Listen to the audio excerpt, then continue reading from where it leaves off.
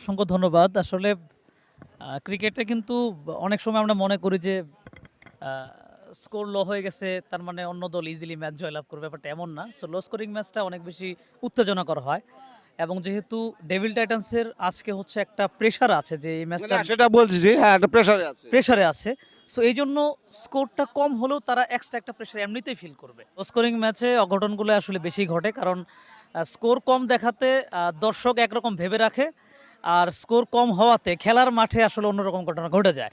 আর cricket খেলা তো আসলে অনেকগুলো বিষয়ের উপর নির্ভর করে। যেমন পিচের উপর নির্ভর করে, রোদের প্রখরতা কেমন আছে সেটার উপর নির্ভর করে।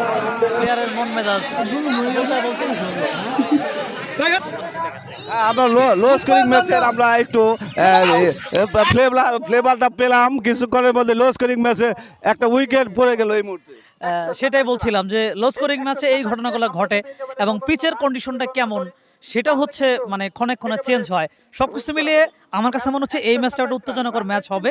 আগের ম্যাচে স্কোর বেশি ছিল, উত্তেজনা ছিল। এইটা কম স্কোরে উত্তেজনা হবে এবং আমরা একটা ভালো একটা ম্যাচ উপভোগ করব। এই যে একটা উইকেট যে পড়ে গেল এই মুহূর্তে, এটা তো কিন্তু তারা বাড়তি একটা প্রেশার হয়ে গেল। হ্যাঁ, আমি এইটা ২ দিক দিয়ে দেখতে চাই। একটা হচ্ছে যেহেতু প্রথম বলে উইকেট পড়ে গেছে, সো বেশি বল নষ্ট হয় নাই। তাদের যে পরিকল্পনা সেটা তারা সাজাইতে পারবে। যদি এমন হইতো যে অনেকগুলো বল নষ্ট করার পরে তারপরে উইকেট সেটা অন্যরকম চিন্তা। তবে হ্যাঁ, শুরুতে একটা ধাক্কা। এখন এই ধাক্কাটা শুরু থেকে সামলে নিতে হবে।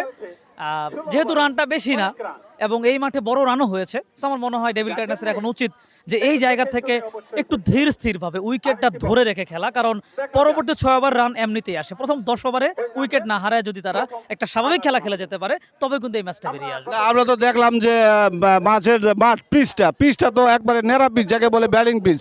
এই পিচে তো লো স্কোরিং ম্যাচে হলেও অঘটনের ঘটনা সম্ভাবনা কম। রাইট।